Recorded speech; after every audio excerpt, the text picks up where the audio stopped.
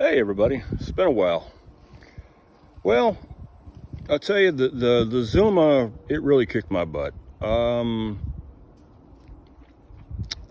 lot of things happened that shouldn't have happened on that thing.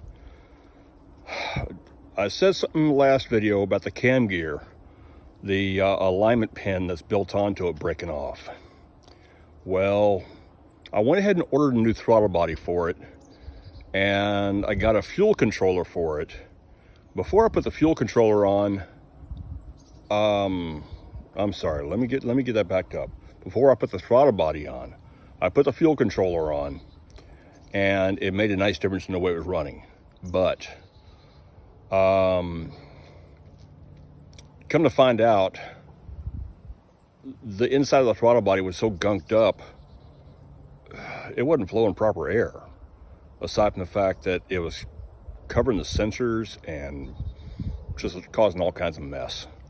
So I went from a 26 millimeter to a 28 millimeter throttle body, and that seemed to help. I haven't ridden it hardly at all since I did that, because I also put a new contra spring in the torque driver, thinking that the old one may be worn out. It may have been, actually. I also put lighter weight rollers in my CVT, in my variator. That seemed to make a difference. My RPMs are coming up where they should be now. But after riding it, after doing all the other work before the throttle body, it still wasn't getting top speeds. I was maybe hitting 58 miles an hour. This should be an 85 mile an hour bike with the big bore kit and the final drive gears and all the CVT work and the roller cam. Well, we'll see what happens shortly here. I got more tuning to do. So it's running lean again since I changed the throttle body, which was to be expected. So we're gonna iron that out also. But here's what's going on. I sold my camper. The camper I think I had in the first or second video. I sold it. I just decided, nah, wasn't happy. So the dogs didn't like it either. They got in there and they wanted out immediately, like they were cramped. Well, later in this video, you're going to call me crazy, but you'll see why. In the meantime, pardon the hair, wind, whatever. I'm not complaining about the breeze. I'm not complaining about the weather out here, believe me. In the meantime, I've decided to go back to one of my other routes. I've built 4 teardrop campers and sold them. Well, the 4th one was supposed to be for me to keep. The first one I wanted to keep also, but I wasn't happy with the balance and I wasn't happy with the weight. So I sold it pretty quick after I finished it. I slept in it a couple times. Nah. Second one, I don't think I ever used. That was my first reverse teardrop design, as were 3 and 4. 3, I drug up to Washington and camped in it overnight. 4, I had about 5,000 miles on. I had initially built that for me, did a bunch of extras that I planned on keeping, and I thought earlier in the year I was going to be going to Wyoming. That didn't happen. But because I thought I was going to Wyoming, I thought it was just going to be too much baggage for me to haul up there, so I sold it. I regret it, yeah, but I'm moving on, and I'm building another one starting now. So I've got this Harbor Freight trailer. I picked this up secondhand. Don't pay attention to the wheels. Yeah, they're on backwards. That's not staying. But it had 3/4 plywood split in half bolted on it. I got to do some cleaning up on the frame. As usual, the Harbor Freight paint, coating, powder coating, whatever it is they use, I think it's powder coating, doesn't stick with beans. So that's my RC hobby box down there. It's got all my tools and some spare parts for my RC trucks. I'll show you those in a little bit here. That's another one of my obsessions that I shouldn't get into, but a little late now. Oh well. So the plan is, my other trailers would go from the front deck to about 16 inches from the back, and I would have a back deck with a center entry, center rear entry, and you would put your head toward the front. They would come up about about 40, I think I went 42 inches on the last ones, height-wise. And it came forward, and then I started sloping down. And I was about 2 feet high right here in the front, so it was a reverse teardrop design. Kind of like the little guy RT designs. There's a lot of other reverse teardrop designs on the market now also. I'm changing this design. Well, actually, I'll step back again. My first design had a side entry right here, a side entry on the other side. It came up 3 feet, and then a slight angle, and it was a full 48-inch high. And then it came back here, and it went down 45 degrees. Back here, you opened up the hatch, if you're following me, hopefully.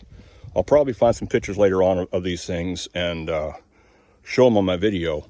But I had a surface about 2 feet high off the deck.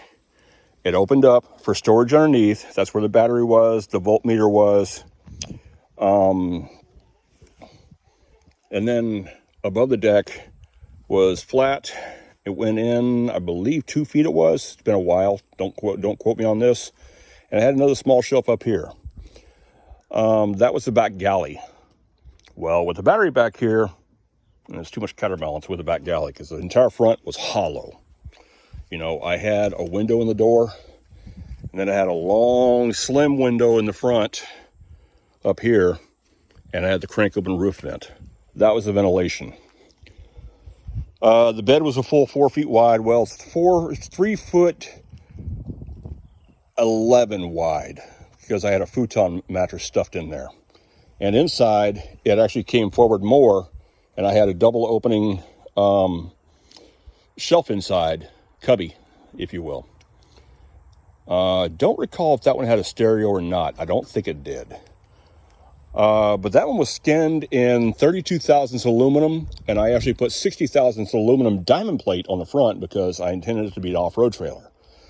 It actually sat on a pair, excuse me. I hate it when people call for a set. It's a pair. It had the heavier Harbor Freight axle, which unfortunately went south on a later owner, so as did the leaf springs. Sat on a pair of 31-inch BF Goodrich tires on some 15x8 wheels with 2-inch back spacing that I had custom made. I actually had to special order those. Okay, on to current. What I'm planning on doing with this in here is it's going to be 4 feet wide. It's going to be 4 feet high. The entry is going to be right at the back. It's still going to be a reverse entry. You're going to crawl in, put your head toward the front. But I'm going to have a door on the side here. It's going to be about, I don't know. The galley, I guess, is going to be maybe 2 feet high.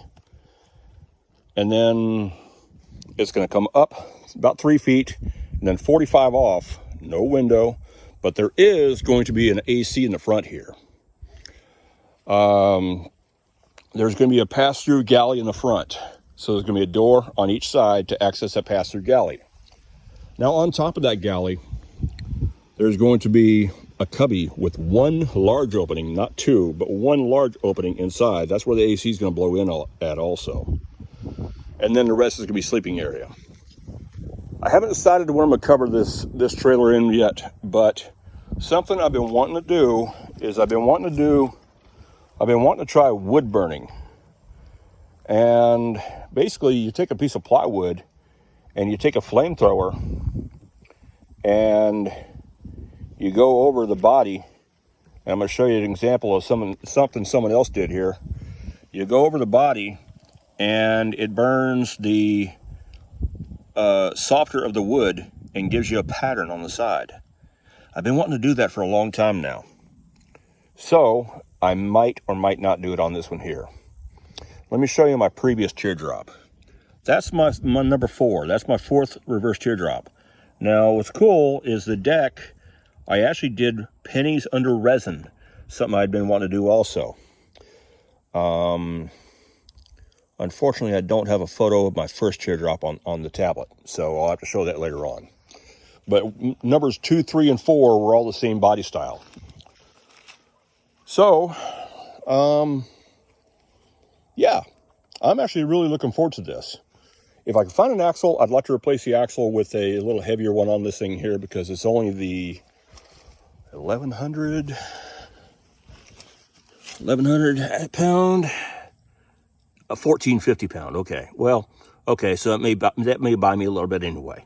But I'm not going to run the 480 by 12 wheels. Those are actually on that trailer over there. Those are the wheels that came with this chassis when I bought it. That pad right there is going to go in it, so somebody will have something to start out with. I actually paid $100 for that little trailer right there. It's a tilt deck, but it's only 3 foot 8 inches wide and 8 feet long. For me, that was a no-go. I want a full 4 feet wide. So I'm going to build this trailer here. I got my plywood underneath the tarp over there, as well as a bunch of other scrap wood. This was a pallet that a small tractor was crated in that I assembled at work the other day. And, you know, they were just going to throw the wood away. Heck, I can use this stuff. So, yeah. I got the plywood for the floor, for the walls, for the front and back. And I've also got enough plywood to go ahead and enclose the cubby and the pass-through storage. And I'm thinking the inside cubby may hang over about 2 or 3 inches. Just because, make it a little different. Follow me. I'm gonna walk out to my truck right quick here. Follow me, right? Walk with me. I've got some renderings. It's funny because my daughter, I've got a 29-year-old daughter who calls me a human 3D printer, because I'll have something in my head and then I'll draw it. And next thing she knows, she's looking at it in real life. We both kind of giggle about that. Okay, here we go. Let's not pay attention to my messy truck. Practically living thing. Okay, here we are. So this teardrop design is going to be like this here. Like I say, window on the side. I actually didn't say anything about the window on the side. Pass-through cubby on the front. AC on the front. It's going to be look like the box it came in with a little bit of angle on the front. That's why we call them SquareDrop campers, not teardrop, because they're not rounded like a teardrop. Rear entry. Window on each side. Crank open roof vent on the top. And that's going to be the inside right there with the cubby. Now, after I build this one here, I'm going to build myself another one. But I'm going to start with something new. I've always used a 4x8 chassis. This time I'm going to start with a 5x10 chassis and go bigger. I'm really looking forward to this. I'm excited. Excuse me. It's going to have an offset entry on the back instead of a centered entry like all the other ones have. But this other side is going to have another rear cubby. It's also going to have the pass-through storage in the front. There's kind of the idea. It's going to have about a 10-inch porch on the back, which I don't know what I'm going to do with yet.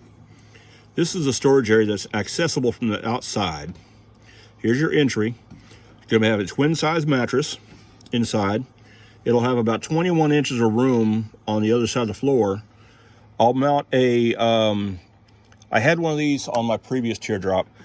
It had a 12 by 24 metal fold down, what they call a tailgate table for a Jeep or such. I don't do Jeeps, I do Broncos, as you've seen in my previous video.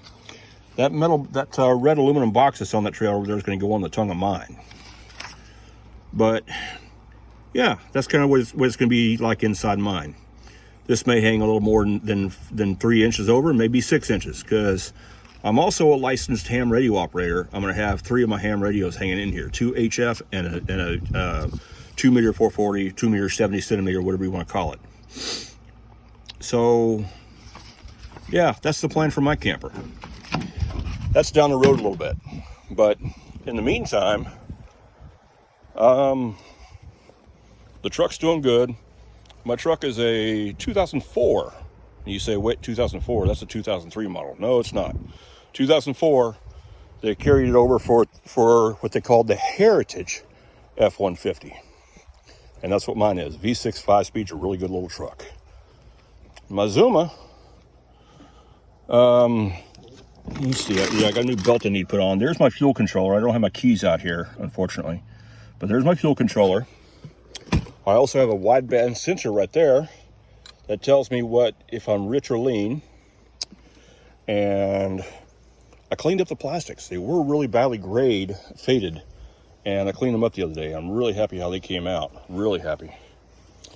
And got a new Uni air filter. New Koso CVT cover.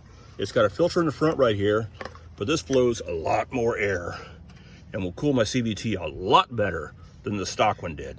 The stock aluminum cover did. And of course, plastic, it'll dissipate a little heat better too.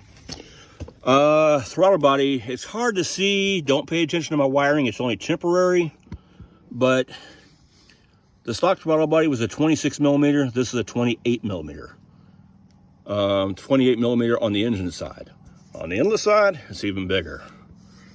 So far, I just gave it a little test run yesterday, and it's running really good with that new one. That doesn't look like it's on there all day. I'll fix that. The engine's running a lot cooler also, which I'm real stoked about, because I wasn't happy about the fact it was overheating. I was getting up to about 140, 145 degrees Celsius. I can't give you the conversion on that, but it ain't cold. It ain't cool enough for my liking. Now I'm running maybe 115 Celsius tops, which I'm real happy about. But yeah, since I started this project a couple months ago, it's got a new fuel pump, new piston and cylinder, reused the head, but I put a new roller cam in it with roller rockers. Adjusted everything while the engine was out of the bike. Now it has a new intake and a new throttle body. Actually, I guess you can see the throttle body. It's the intake you can't really see very well. It's got a new CVT cover on here. Next thing it's going to get is a new rear tire. It's getting a little thin on tread, but hey, I've gotten 3,500 miles on this tire. And that's not bad for a knobby on the street. And yes, it is a street legal knobby. They are DOT legal. It's a Kenda K602. It's not Kenda, I'm sorry. Maxxis M6024 knobby. I run front and rear. And I'm probably going to run them again because I really like them. They handle quite well on the road. So, anyway. Hey, Muddy. You know, I got to say something funny here. This toy right here, it's a racing golf cart tire. Go-kart, golf cart. Pardon me, guys, I'm dyslexic. I'm also kind of tired. Muddy loves this thing, don't you, boy? Muddy, say hi. Woof. Muddy. Woof. Woof. Hey. Woof. All right, whatever. Anyway, there's no steel belts in them, and you can see he beats the heck out of this thing. He got run over, but he can't destroy the bead on it. So it doesn't hurt him. See there? No. Drop it. Good boy. Hopefully you won't get in the way. Zoom out again. There we go. He loves that thing. There's a couple of them floating around the yard here. So anyway, I'm going to end this video. It's gone longer than I wanted it to, but I wanted to update everybody on what I'm planning on doing here. There's Coco. How's my Coco doing? Coco? Yeah, she don't care about me. She's got some major OCD. She's a herding dog and she's bored. What can you say? But I love her to death. Anyway, signing off. I will make another video soon because I'm getting ready to start progress on this trailer chassis here. And I need to get some paint to coat the bottom of the floor. And then I can start bolting it down. I've already got the hardware. I've got all the screws. I've got carriage bolts to bolt it down with, washers. I just need some paint now, which I completely spaced, and that's gonna have to wait till payday unless the old camper shell sells or my old helmet sells. I'm actually getting a new helmet. Oops, did I say that? Yeah, I said that. Okay, I'm proud of that. I like LS2 helmets. They've been good to me, and I'm getting a new one because I'm not really comfortable in an enclosed helmet, even though it's modular. but I'm getting a new one this week, hopefully. So I'm going to sign off for now. Please stay tuned for the next videos. Whatever people say, like, subscribe, comment. If you got ideas for me, I'm definitely open to ideas. And I'll be posting videos of the progress and showing you guys how basic I build these things, but yet they come out nice and strong. My first one, it has over 15,000 miles on it. It's owned by a fellow named Chris out in California. And I built it to go off-road. He has over 8,000 miles off-road. His only failure so far is it broke the stock axle, bent the stock axle before he got it, and he broke one of these cheesy little leaf springs that comes with a Harbor Freight chassis. Well, he's added some weight to it, so I can kind of see why. But it's been good to him. Anyway, we'll catch you guys in the next video. Thanks.